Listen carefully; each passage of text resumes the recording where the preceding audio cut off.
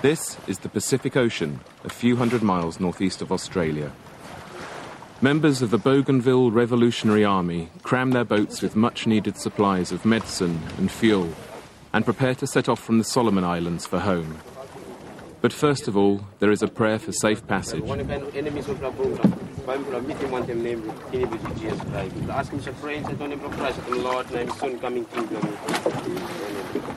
Their prayers, I know, will be needed, because home for these BRA guerrillas is the little-known island of Bougainville, where they're fighting an even lesser-known war of independence with Papua New Guinea.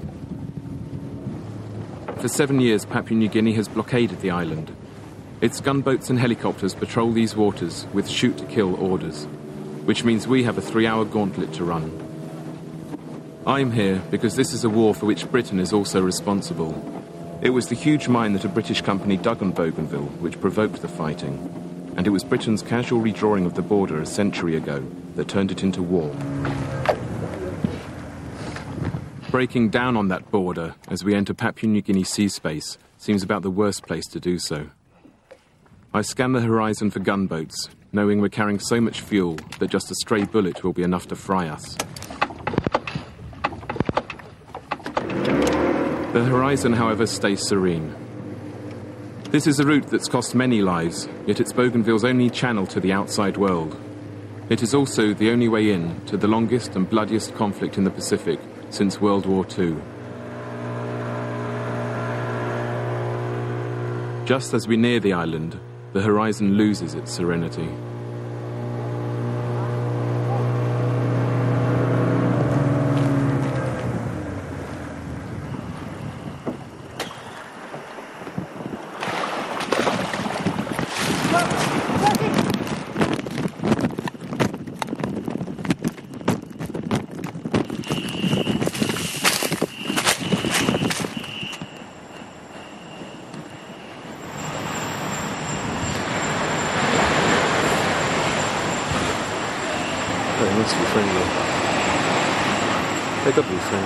We breathe with relief when it turns out to be another BRA boat. But at least I've had a tiny taste of what the Bougainvillians go through every day. This is the story of an unsung people who took on Papua New Guinea, Australia, and the biggest mining company in the world, who started by fighting helicopter gunships with bows and arrows, and have lost 1/10 of their population, and yet who managed to create what may be the world's first true eco-revolution.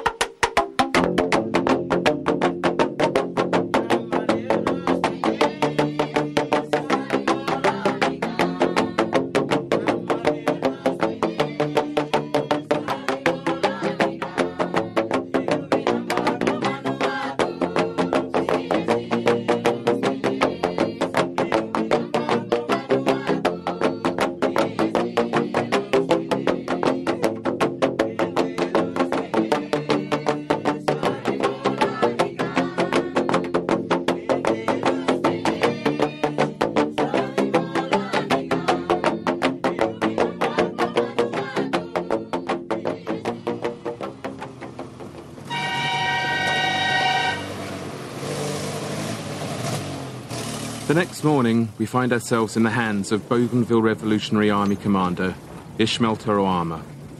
Our main goal is to get to President Francis Ona, the elusive man who started the revolution. But for the moment, Ishmael's capable hands will certainly do. I'm amazed to find him driving everywhere, as the fuel the BRA get into their boats can't go far. But that's a trick I won't find out till later. Ishmael was a mechanic before the war. Now people call him the Bougainville Ninja.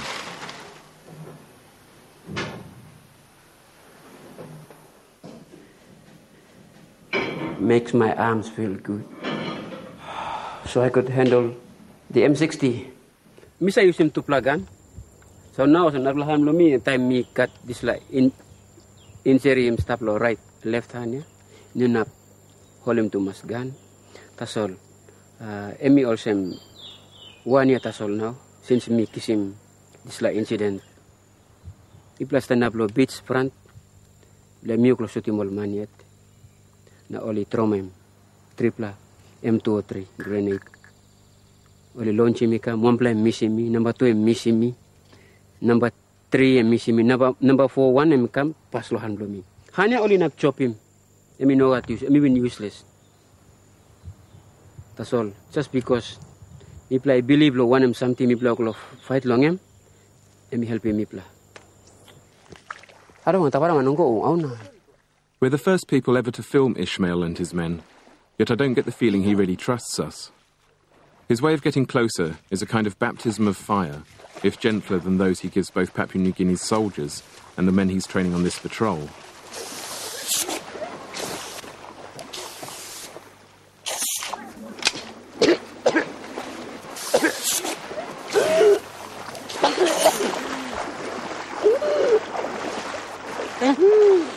What my sound man and I think might be a smoke bomb turns out to be tear gas. It's Ishmael's way of saying welcome, a short, sharp dose of Bougainvillian reality. After a good cough, cry and laugh together, he loosens up and radios for us to meet Francis Ona.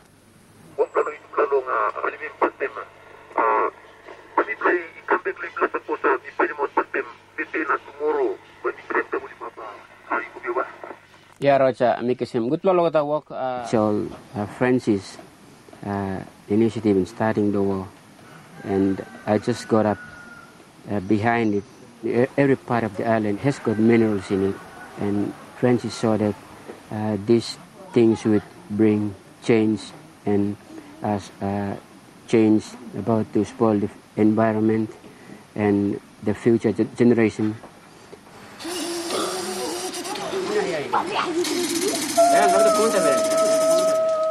But before we leave, Ishmael gets second thoughts about us seeing Francis. A makeshift generator has blown up one of our camera batteries while it was charging. Last night when I slept, God told me that tomorrow there will be something happen. And all of a sudden the battery blew up. I made up my mind to tell you that you will not go to Francis Ona. Otherwise you face some problems there because your battery blew up. It's another glimpse of the strange grip that God and superstition hold over Bougainville. Since the boat trip in, I'm no longer inclined to laugh at superstition, but I explain that if TV crews read all the things that go wrong as bad omens, then the medium would cease to exist. Reluctantly, Ishmael concedes to our heathen ignorance. He gives us the 2 days of torturous uphill clambering that will take us to Francis Ona and the heart of the war. When I'm not gasping for air, I get an idea of why the Bougainvillians have such fierce reverence for the place they call Mekamui, or Sacred Island, and why they could no longer sit by and watch its minerals being plundered. We have seen our valleys, we have seen our forest, we have seen our rivers, beautiful trees, beautiful forest, literally thrown into dust, and we will not allow that to happen. En route to Francis, we come across his vice president, Joseph Kabui, who puts the history of the place into perspective for us. Ever since the French explorer Louis de Bougainville put his name on the map in 1768, the island has gone through an endless game of colonial pass-the-parcel. Geographically, ethnically and culturally, it was always part of the Solomon Islands, but 100 years ago, the imperial powers decided to change all that. The situation that we are in is not only unique for Bougainville. I mean, there are many African countries that the superpowers, merely just carve them out. Put a line right through and say, okay, this part belongs to you, this part belongs to me. A deal was struck between Germany and Britain. Germany saying, okay, I'll give Western Samoa to you, Britain, and Britain said, okay, I'll give Bougainville to you. Germany didn't keep Bougainville long, though, as Australia grabbed it during the First World War. During the Second, Japan snatched the island for a few years before Australia grabbed it back. And in the meantime, it had ended up as part of Papua New Guinea, which got independence in 1975. Bougainville declared independence 2 weeks earlier, not that anyone listened, and it took another 13 years for war to break out.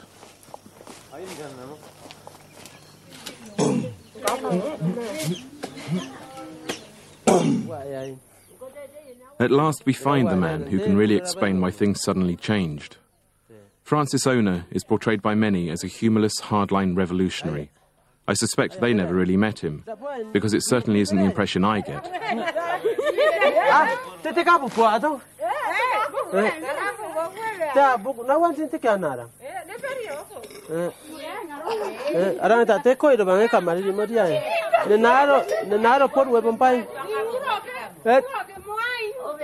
So this is Papua New Guinea's public enemy number one. All right. When he's not running either the war or the self-declared Republic of Bougainville, Francis goes gardening. My fighting on Bougainville based on these factors. One, that is, we are fighting for man and his culture. And two, land and environment. And the third one is independent. Francis used to work for a mining company called Bougainville Copper Limited. It was a company he would later destroy. The reason, as it's always been on Bougainville, was the land and the bounty it holds.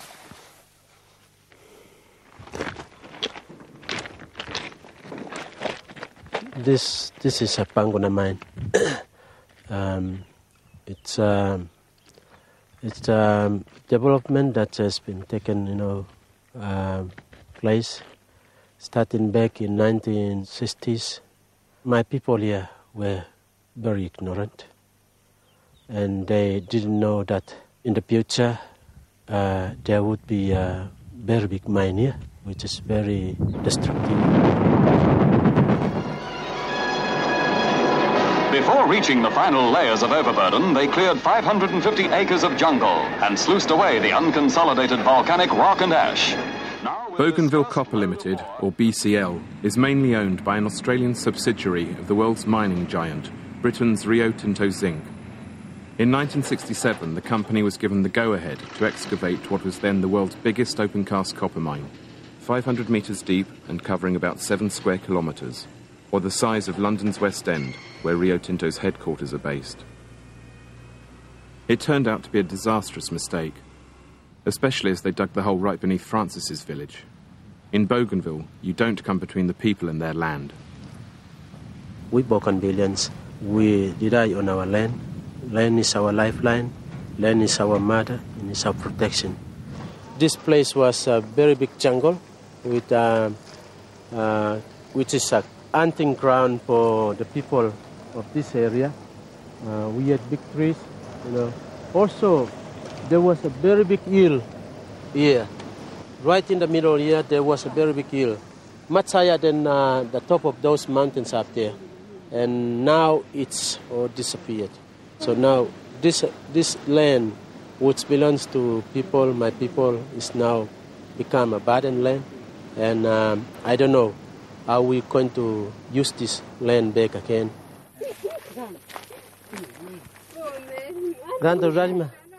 When the locals protested about the huge hole the multinational wanted to dig at the fertile heart of their island, their land was taken by force. Of the $3 billion the mine made in profit, only 1,000th was given back to the people who owned the land. Rio Tinto Zinc had started to create their most expensive enemy.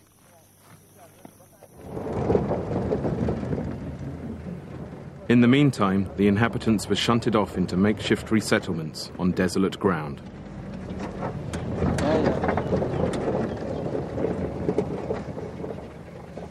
That's the Dapera village, and you can see that's the standard of building they built here for people. It's really like a sandy town. BCL was not been too much genuine to how we can resettle the people. This school was built by people themselves. Even the company and the government, they did not give any support. Just imagine, right in the middle of the giant copper mine, multi-million, worth, and here we are, people building their own schools, out of their own pockets. But the thing that really stuck in the craw of the Bougainvillians was the pollution spilling over their land. Waste from the mine to the tune of about 1 billion tons ended up flowing down the Jaba River, contaminating it with copper, mercury, lead and arsenic. It killed off the wildlife and turned whole forests into moonscape. The land still bears the garish scars. This is where all the pollution have been drained from the Panguna mine.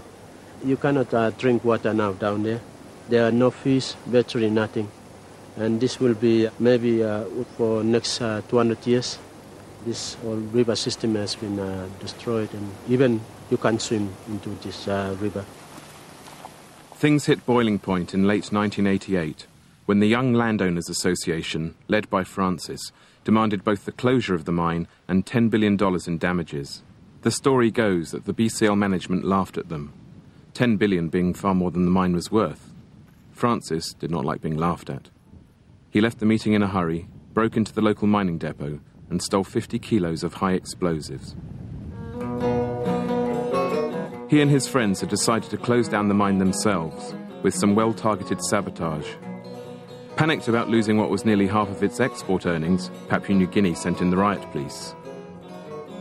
They burnt down homes, beat people up, killed a few, and generally created enough backlash to provide Francis's fledgling guerrilla force with all the recruits it needed. Ragtag bunch though the Bougainville Revolutionary Army were, their very name showed they were now raising the stakes. They didn't just want the mine closed down, they wanted independence too. It was all getting a bit much for the riot squad, so in came the army, the Papua New Guinea Defence Force. Rio Tinto Zinc abandoned the mine, and a David and Goliath war was on, with BRA stones and slings versus PNG helicopters. It was then that Francis realised they weren't fighting just Papua New Guinea, but Australia as well. Australia's ex-colonial interests meant it was already training and arming the PNGDF.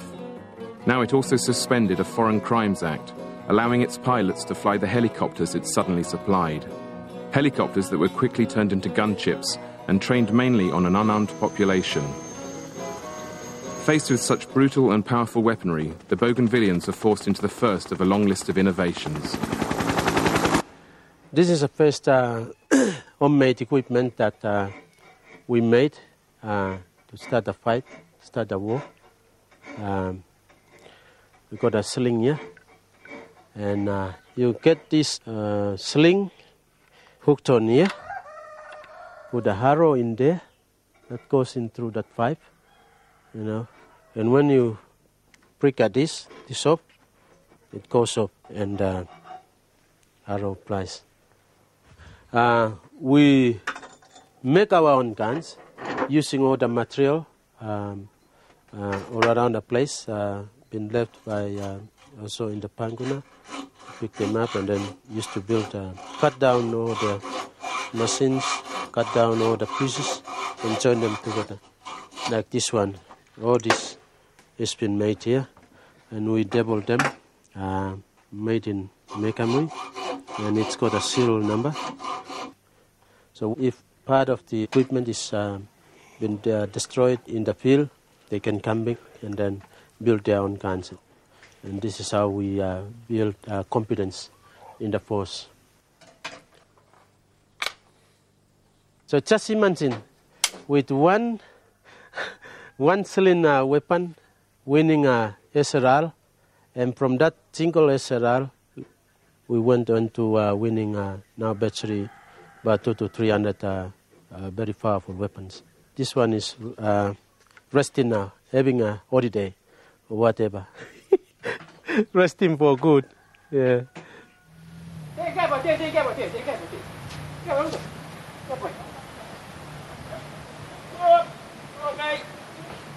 I saw that PNGDF, they came just to kill the villages and the civilians. I went out to Panguna and I saw Francis, asked him where are the weapons, and he told me there is no weapon. We will only start with bows and arrows and stones and sticks. I did the training myself, the tactics, the tricks, they're mine, and we made and put everything into action, and we captured 2 high-powered rifles. The boys saw how I fought, and they thought that I was a good leader, so they started following me. So that's how I ended up in holding the position of the BRA.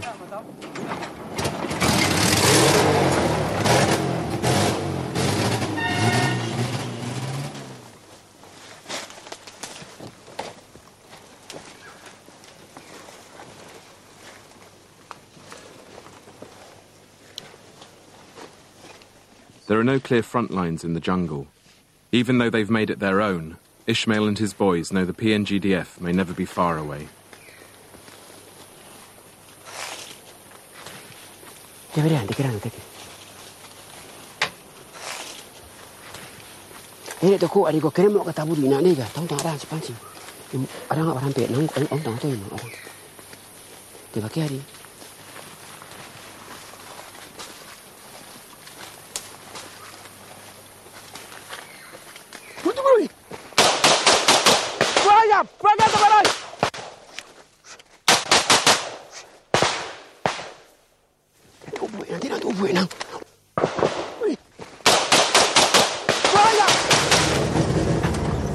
That's the place where I usually train my boys, and I usually use live bullets, and sometimes wounded some of the boys, soldiers, so that's how they got the experience. How many have you wounded? 12 of them. Yeah. Very badly? Yeah, one was very badly injured, and the other 11 of them were just a scratch.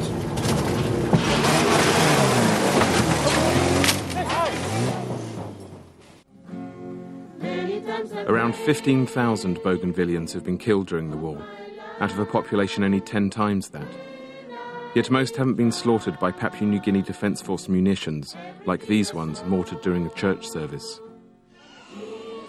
The majority have died from the lack of essential supplies created by Papua New Guinea and Australia's most insidious weapon, the 7-year siege of the island. By early 1990, the PNGDF was losing control of most of Bougainville, so it decided to establish a sea blockade around the island, which it hoped would turn the population against the Bougainville Revolutionary Army. As a quick glance at history could have predicted, quite the opposite happened. With bodies piling up from the lack of food, shelter and medicine, the BRA and the people rose against the challenge of the blockade together. Forced to learn the hard way that necessity is the mother of invention, their solutions came from the land. With the blockade being imposed by Papua New Guinea government, we found that every family must be self-sufficient for the foodstuff. That's why we have to make our own gardens. We got shifting cultivation type of gardening here, and we have integrated mainly every crop, every food crop that we can find. William was a businessman, now a refugee from PNG-held territory. He shows us the green fingers he's had to develop. This whole area is full of gardens. How the people here survive, because the soil is so rich. It doesn't matter if you're going to do the garden farming on one area, single area, we're still going to get fruit. Fruit is still going to go on garden. What garden we got? We got sweet potato, we got bananas, we got cassava. And we got a lot of taros. We planted sugar cane, and then we got pawpaws. We got a lot of yams around here. Onion? Corns and tomatoes. Peanut. Potatoes. People, it's very hard for them to hungry. People in Bougainville alone, they survive. That's why we say we can't depend on other people. We got a blessing. Gardens from here is no end. And you got bush from the river up to another mountain. As you see, all the whole green is all over. That's Bougainville.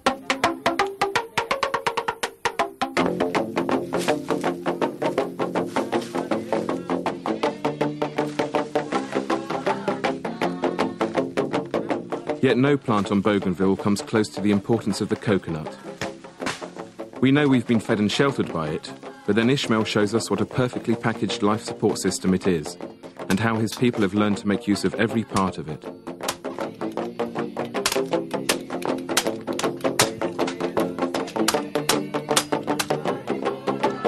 Water block coconut. Now we got a lot of iron, very strong now about. Skim longan, squeeze him, put him low fire. The time you hot, you must squeeze him. Na suppose you got soa, you na put him low soa. Tap longan, skim longan, dry skim longan. Tap him low fire, lo cook, and sell blongan, isla. Suppose you got plant the mosquito because in the island no got mosquito. Because I use in isla lo rouse mosquito. Milk blongan lo hap. Cook yo lo milk him. Coconut milk by like cook him kumu. Coconut oil lo lamb. Na this la emi new plaka in something where me play in line inside lo crisis. And plus I use him coconut leaf lo basket. Plus I use him lo basket. Me play got soap made lo coconut oil and first grade oil.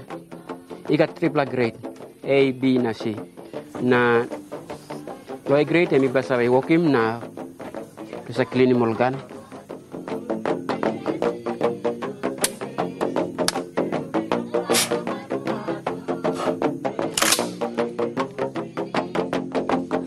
In a war for the environment, it helps to have the environment on your side.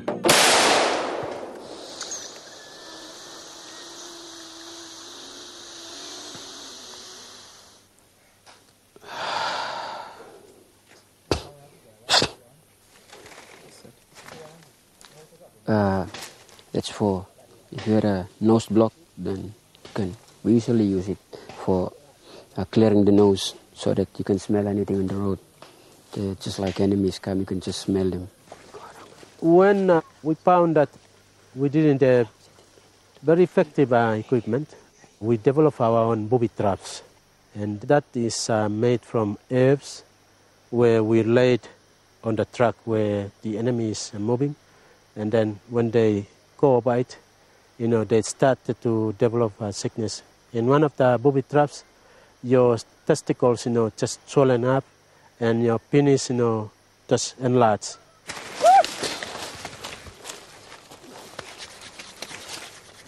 But it's for healing rather than hurting that the Bougainvillians have developed the bush medicine of their ancestors. With the PNGDF driving much of the population into the jungle, thousands were dying in unsanitized childbirth and from preventable diseases like malaria, pneumonia and dysentery. Tetanus from a badly handled machete, for instance, could prove lethal before the islanders once again made the land their ally.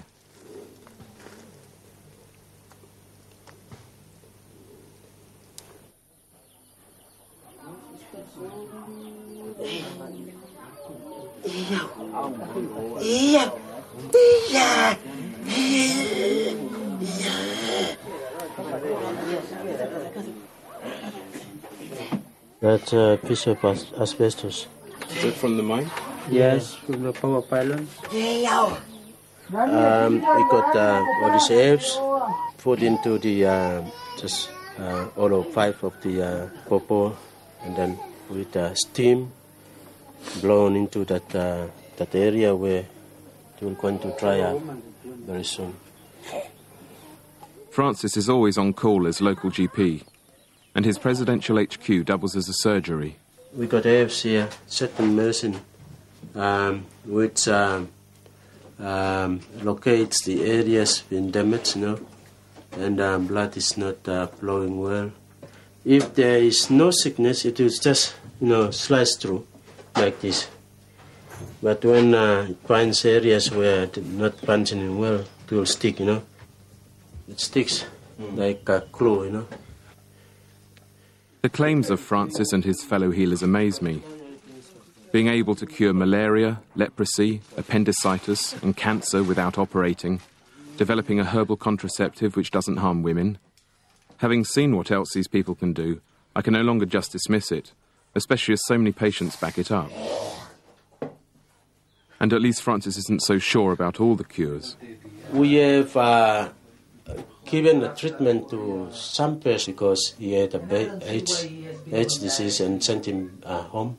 But we didn't have proof, any medical reports by doctors. So that's why we think we have treated someone with AIDS. So Francis invites anyone with AIDS to come to test the Bougainvillian cure. Let's go gardening now.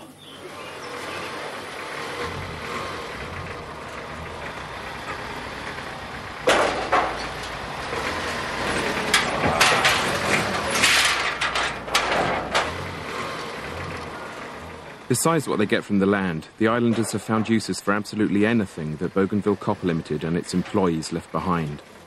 Though in a place where the infrastructure's gone to pot, things constantly require improvised repairs.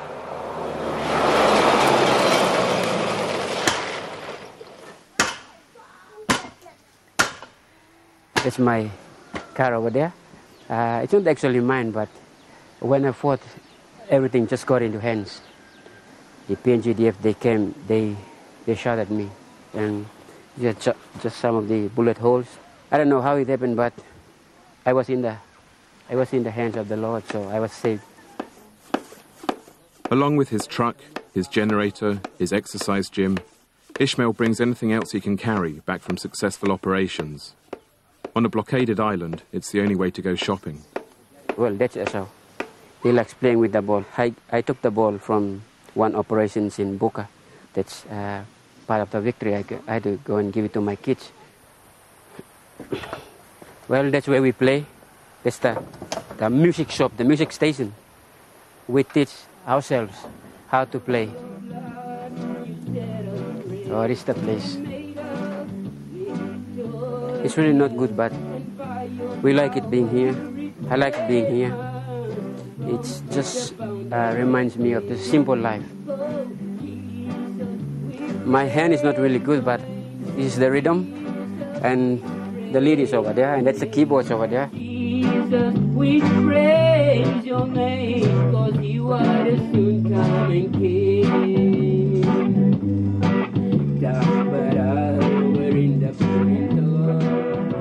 The scavenger's mecca on Bougainville is the Panguna mine itself and the town built to house its workers.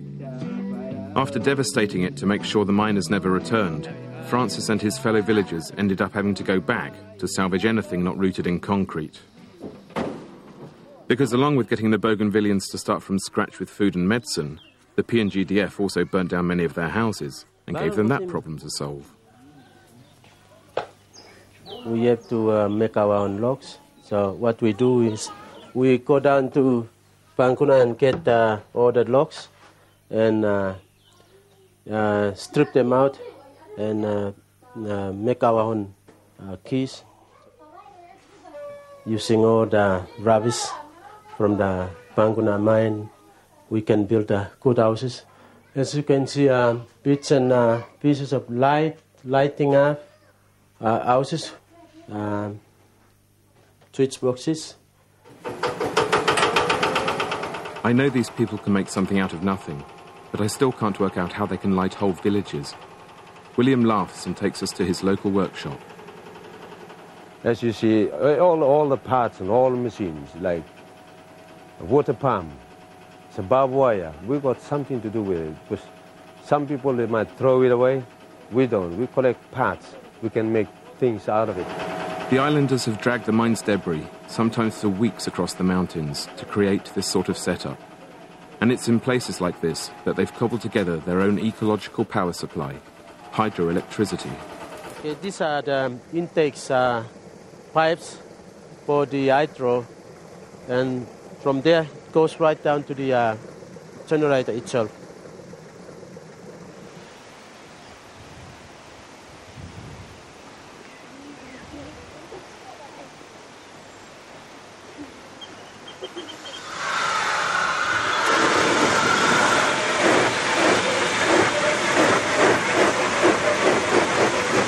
After Papua New Guinea government has blockaded us, and then we couldn't have any petrol or diesel. We have to develop something to get power supply, and we got this mini hydro using all the rubbish or the pipes and spare parts from all cars. We managed to develop our own hydro, which we can use for lighting up all the villages. We got about 50 to 60 now running this type of small hydros. Down there where the PNCDF establishment, there is virtually not much lighting up, no electricity. Maybe it's sort of money or something for, to run those generators. But here in the bush, we can have, I throw coin for 24 hours a day.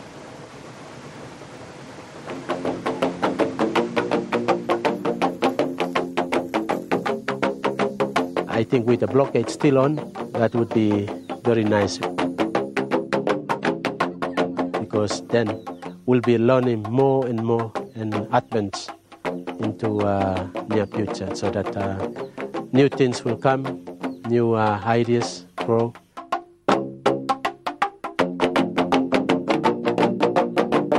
New ideas have been growing wherever I look, but the high point of this eco-revolution has to be the way they're still driving around without any proper fuel supply after 7 years of blockade.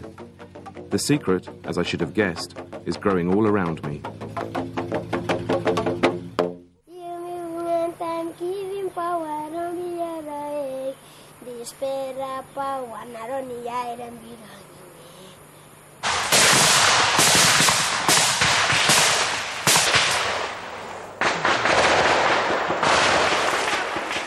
Francis once stated that the war against Papua New Guinea could be won in a week.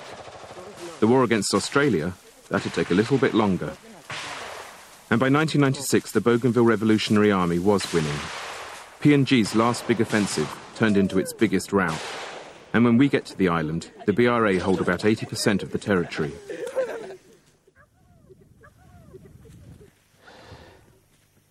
You can see that that's the Toyo Valley.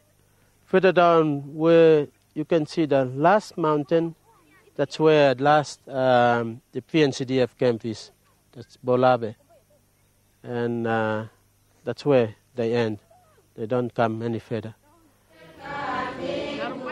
The PNGDF don't come any further, not just because they're beaten, but also because they hardly care anymore. In the war for hearts and minds, the BRA were always winning. And when no other country came to Bougainville's aid, the people found support in a different realm. Because the colonial legacy they most embraced was that of the missionaries. I think without Jesus, I wouldn't have come this far. Just because without that superpowers, the Australian government or whoever who has been helping the Papua New Guinea government might have beaten me a long time ago. What for true? O kan maybe you come put on place. What for true? You play on crossfire to can get out or something. Tamping go the temptation now take arm go arimam. Blongan. You play on fail on committing me one time Jesus. You now by punda no kind temptation. Okay, by me thanking Papa God on the Sala operation where me plaving walk about no hen. Where no got one man even sim biru along in, you know got one man you lose him live long in. My uncle, he's his things. He normally comes with us, and where we are in the enemy territory, he can feel, he can see. He's his vision from God that the enemies are going to attack, or if they're in the ambush, we can change our plans and operations at the same minute when there's a vision from God. Father, me pray, now thank you. Oh, get something where me been walking, you watch him big name long and thank you, Lord Father. Me play no losing one for life, long one for brother, but me play no losing operation. Oh, say now me play thank you, Papa God. You watch him big name, you will bless me, play one. Now I'm can try and best for me play can long goal on another operation. Amen. Okay. Go to house. Clean him all gun. Next use. Once we've broken enough bread and sweat together, Ishmael trusts us enough to reveal the secret charms he uses in combat.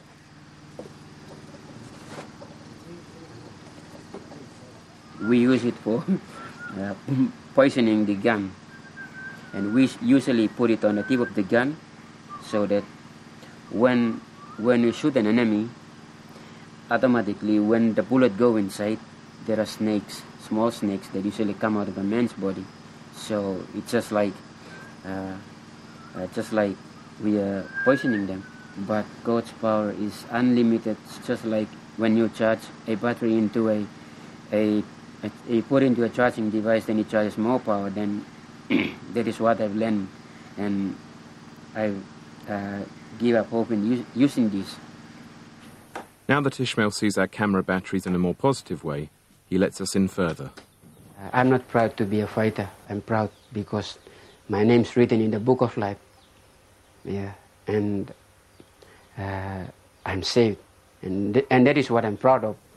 It's just like a miracle that God helped me while I was injured here. When I laid down, the Lord spoke to me and said, "You're only half an inch away from death." So I said, "Yes, I'll choose you, and I'm going to follow you." That's why I really want to be some kind of a man who's preaching the gospel. It's just a miracle that God has saved Bougainville.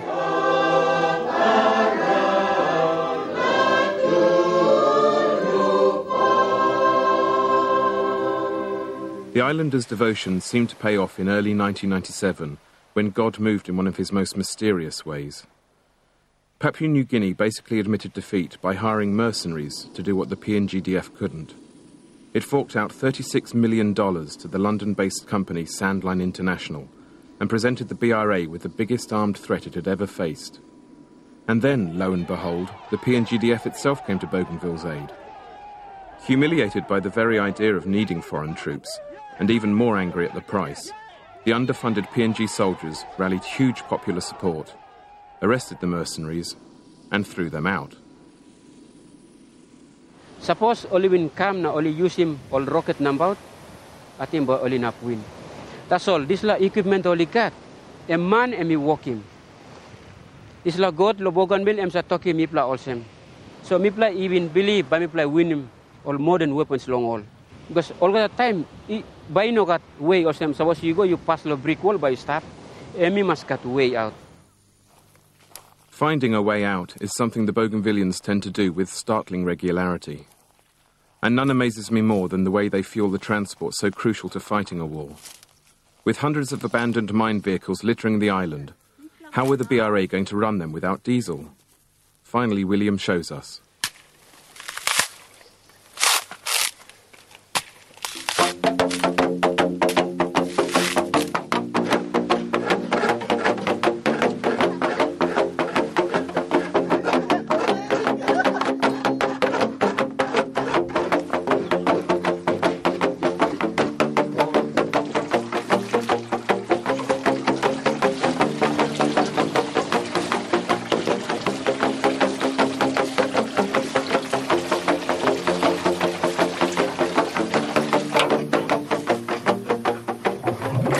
This is the complete thing of scraping the coconut, from scraping to squeeze to ferment, and then the last thing to cook the oil, the 1 liter oil, maybe about 15 dry coconut for a liter.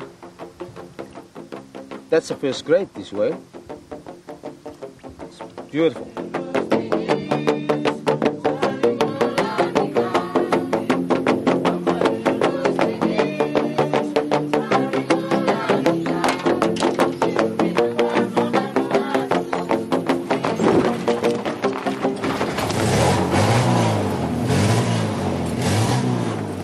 Not only is coconut oil far less polluting than diesel, you also get double the mileage.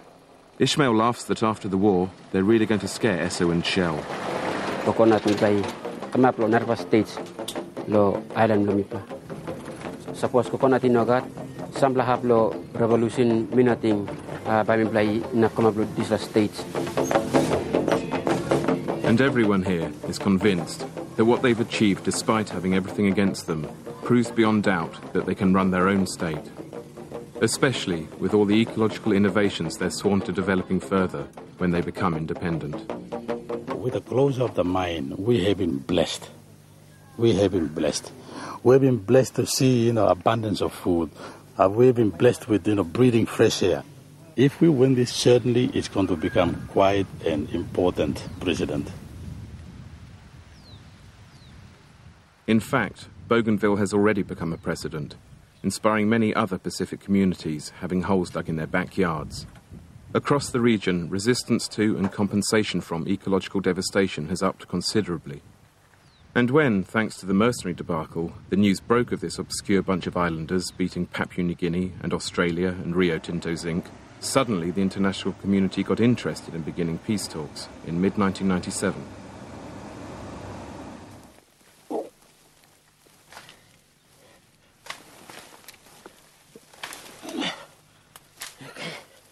What? Go! Francis, who has fears of winning the war but losing the peace, steers clear of the compromises involved in the proposed deal. He is labelled a hardliner for this, but maybe that's because he's not the kind of leader we're used to, and knows how easily Bougainville could lose its way in the jungle of international politics. During my high school days, I was appointed to sweep the principal's house. But on one occasion, I found him, was doing my job, was cleaning up the toilet. And I asked him, why could you, the principal, could do such a thing? And what he told me was that the leaders must come down and clean the dirt for his people. And that taught me a very, very big lesson, which I'm looking forward to teach other leaders in all parts of the world, that the leader must clean the boots for his people. The peace process, though, is creating a rift between Francis and one of the prime movers behind it, his Vice President Joseph Kabui. This is it. We will either make it or break it. And because it is now, as I see it is now a game of survival, of political survival. And there is a clear-cut political tension right now. Change is imminent from the way things are now looking. What do you mean by change, then? Change of political leadership, that is. Our president will be changed. Could be changed sometime soon. And who would be the new president? Well, it's up to people to decide, and up to BRA to decide. So we will wait and see how things will go about. But it will probably be you, will it? Well, if it comes to me, I'm ready and willing. Joseph also has Ishmael's support. But despite their different methods, they and Francis definitely have the same end in mind: independence with a capital I. Without independence, we are looking at more bloodshed. We are looking at more destruction of Bougainville through the means of, the Papua New Guinea government and Australian government, because they got a mining interest. They'll bring back all the multinational companies, they'll destruct all the land. And is that freedom? Is that peace? Islam mine am not up because am by giving problem to all future generation lo mipla lo Bougainville. Na mipla ino like this la by come up. No go to lime lo mipla lo behind time all by looking na all by talk also. All forefathers lo mipla all no bin making mipla by mipla sin down also. All in bagarapi mipla trauma mipla, that's why mipla end up also. Men on this earth, on planet Earth, depend on land, depend on environment.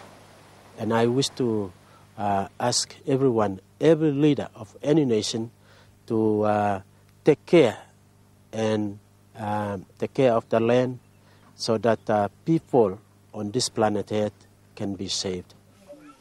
The future, rather than tales of past woes, is what all the Bougainvillians I've met focus upon. Despite the destruction of their land, 8 years of isolation, untold atrocities, and up to 15,000 deaths, the impression I take home is of a people who don't seem to know the meaning of self-pity, let alone pessimism. Before we leave to run the blockade on our way out, Francis sends us off with one of the songs he writes for his regular communal sing-sings.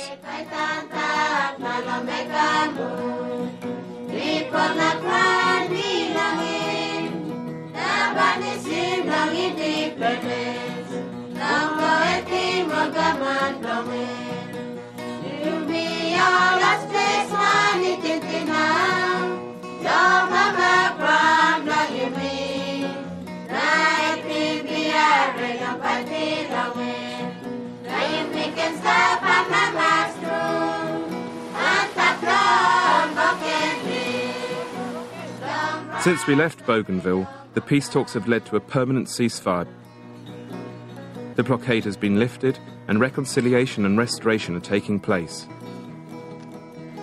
Yet Papua New Guinea is still dodging the central demand of the BRA, a referendum on independence.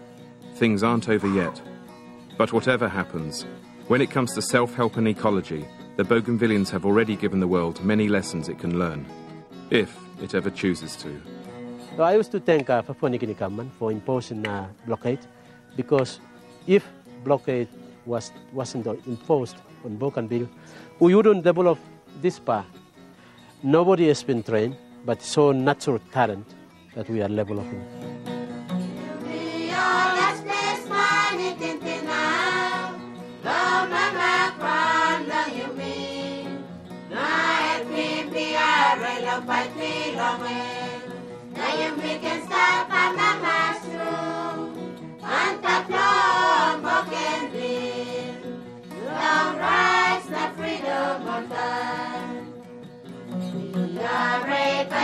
I think with the blockade, the Bougainville War is like an educational center, or furthermore, I could say it's a university for all of us who are on Bougainville.